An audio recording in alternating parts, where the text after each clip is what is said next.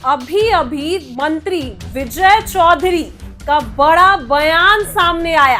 उन्होंने एसआईआर विवाद पर भी मंत्री विजय चौधरी ने कहा कि सुप्रीम कोर्ट सुनवाई तय कर चुकी है, फिर भी विपक्ष बेवजह हंगामा कर रहा है। 22 लाख मृतक, 25 लाख संस्थानीतरित और 9 लाख ट्रेस ना होने वाले वोटर मिले। जांच जरूरी है। उन्होंने कहा कि विपक्ष अल्पसंख्यकों को बहाना बनाकर फर्जी विरोध कर रही है। उन्होंने आतंकियों पर भी बोला। अगर गृह मंत्री ने कहा कि मारे गए लोग आतंकी थे तो सबूत भी होंगे। उन्होंने चिराग पासवान के बयान पर भी कहा कि नीतीश सरकार की पहचान सुशासन है, अपराध पर सख्त कार्रवाई हो रही है। देखिए एक बार उनकी बातों को सुनिए, क्या कुछ कह रहे हैं मंत्री विजय चौधरी। चिराग पासवान ने बिहार में बढ़ते अपराध को लेकर सवाल उठाया और कहा कि मुझे अफसोस होता है कि मैं ऐसी सरकार का समर्थन करता हूँ। बढ़ता अपराध है तो बिहार में जो अपराध बढ़ा है, सब लोग जान रहे हैं कि अपराधी पे कार्रवाई हो रही है और अपराधियों को कानून के हवाले कर किया जा रहा है। अभी कल परसों भी देखे कि उत्तर प्रदेश में जाके खोज के वो जब ये किए तो उनकी भी मृत्यु हो गई।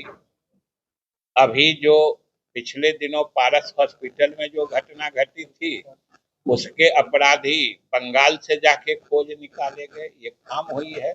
लेकिन ये उनके बयान को आइसोलेशन में नहीं देखिए। उन्होंने हमेशा कहा है कि नीतीश कुमार के नेतृत्व में बहुत विकास हो रहा है, अद्वितीय विकास हुआ है। उसी को जरा आप लोग भी ज्यादा बोलिए। एक बार कोई कुछ बोल दिया पकड़ के नाचने नचाने लगते हैं, और जो बात बार बार बोलते हैं उस बात को आप लोग पीछे कर देते हैं। तो वो हमेशा कहे। और एक बात है कि अगर कोई घटना घट जाती है तो हम लोग क्या करते हैं जी, अच्छी बात है कि हम लोग भी निंदा करते हैं। तो कोई अपराध की घटना घटी या किसी ने चिंता जाहिर की तो इसको अस्वाभाविक लेना भी नहीं चाहिए। ये हम लोग भी कहते हैं कि जो घटना घटी हम लोग को दुख है, हम लोग को दुख है। लेकिन सुशासन की सरकार या कानून का राज जो नीतीश कुमार के राज की असली पहचान है, उसका यही मतलब होता है। अपराध शून्यता जो है, मतलब अपराध हो ही नहीं, ये आदर्श बात जरूर होती है। लेकिन सुशासन का मतलब होता है कि आपराधिक घटनाएं कम से कम हो। नहीं, अगर किसी परिस्थिति में घटनाएं हो गई तो अपराधी पहचाने जाएं और उनको कानून के हवाले किया जाए, जो बखूबी नीतीश सरकार कर रही है। चलिए ना, अब दल के एक सवाल है ये बात है। और जो इलेक्शन कमीशन ने अभी तक का एक्सरसाइज किया है, उससे जो आंकड़े आए हैं, जो कमीशन ने सार्वजनिक कर दिए हैं, उसके बाद तो विपक्ष को बताना चाहिए ना कि इन आंकड़ों में उनको क्या गड़बड़ी नजर आती है। उसने कहा है कि लगभग पूरे बिहार में 22 लाख लोग मृत पाए गए। बूथ वाइज मृत का जाके सूची देख ले, जिनका नाम निकाला गया है। 10-20 को ऐसा नाम निकाल दे कि जो जिंदा है और उसको इलेक्शन कमीशन मृत कर दिया गया, तब न होगा कि फर्जी आंकड़े हैं। या यही कह दे कि हम लोग चाहते हैं कि नहीं मृत आदमी का नाम भी मतदाता सूची में रहे और वो कहीं से आके अपना वोट गिराएंगे। दो में से तो एक बात साफ करनी होगी। या फिर जो करीब 35 लाख वोटर अपनी जगह पर नहीं पाए गए, उस 35 में भी 26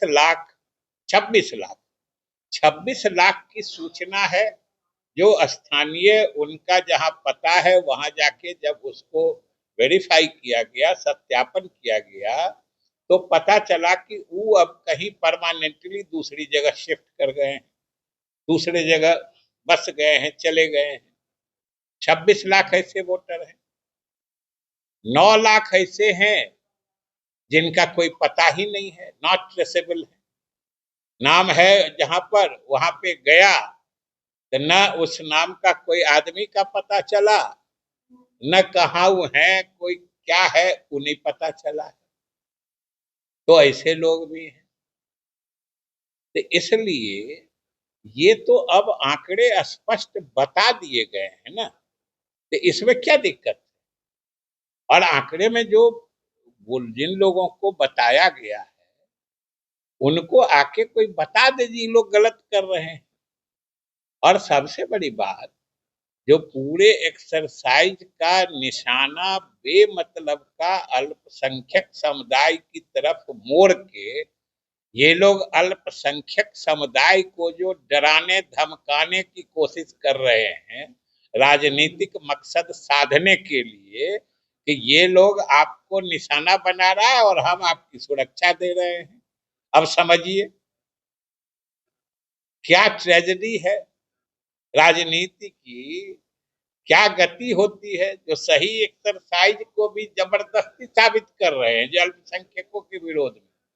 अब बोलिए 22 लाख मतदाता मृत पाए गए हैं, इसमें भी कम से कम 70-75% नॉन अल्पसंख्यक हैं, जो अल्पसंख्यक नहीं है उनका भी नाम कट रहा है। ये बोलने में उनको दिक्कत होती है कि आखिर आबादी में सभी वर्ग सभी जात धर्म के लोग रहते हैं, तो अगर मृत पाए जाते हैं तो सब में मृत पाए गए हैं, सबके निकाले गए हैं। अगर कोई दूसरे जगह शिफ्ट हो गए हैं तो उस कैटेगरी में भी सब वर्ग सब धर्म के लोग हैं। तो आखिर इसको किसी खास धर्म के व्यक्तियों या परिवारों के प्रति इसका मुंह निशाना मोड़ देना, ये तो बहुत ही घृणित राजनीतिक मकसद से किया जा रहा है। और हमने सदन में भी आश्वस्त किया है और यहां भी हम कहना चाहते हैं कि बिहार सरकार की तरफ से या मुख्यमंत्री जी के मंशा के हिसाब से हम लोग इसकी पूरी कोशिश कर रहे हैं। और सदन में भी हमने कहा था कि सरकार यही चाहती है कि कोई भी सही वाजिब मतदाता सूची से बाहर नहीं रहे। इसमें क्या दिक्कत है? और हम लोग तो ये भी कहे हैं कि इसको बिना मतलब बिना कोई प्रमाण दिए, अब देखे कि वहां कौन एक पर्ची की दुकान से कोई कागज लेके देखिए वोटर फॉर्म घूम रहा है। अरे वोटर फॉर्म तो कितने संख्या में ज्यादा छापा ही जाता है। अगर कोई वाजिब वोटर का फॉर्म नहीं जमा हुआ, किसी को मना किया गया, या कोई वोटर फॉर्म लेके भरना चाहता था उसको फॉर्म नहीं मिला, तब ने ये शिकायत की बात है। और ये अगर नहीं हुआ तो 7 करोड़ 89 लाख जो वोटर थे उसमें से इस 7 करोड़ और 20 लाख से ऊपर कैसे फॉर्म जमा कर। हम तो सदन में भी कहा था कि ये लोग कुछ लोगों को अपना शिकार बनाते हैं। हम तो सदन में चुनौती दे के कहा था कि जितने लोग बोल रहे हैं इन सब लोगों ने अपना मतदाता पुनरीक्षण फॉर्म भर लिया है, वो सब अपने भर लिए और उसके बाद लोग को हवा दे रहे हैं कि ये गलत हो रहा है, गलत हो रहा है, हम लोग इसके साथ नहीं जाएंगे। अब सोच लीजिए कि ईमान का स्तर कहां पहुंच चुका है।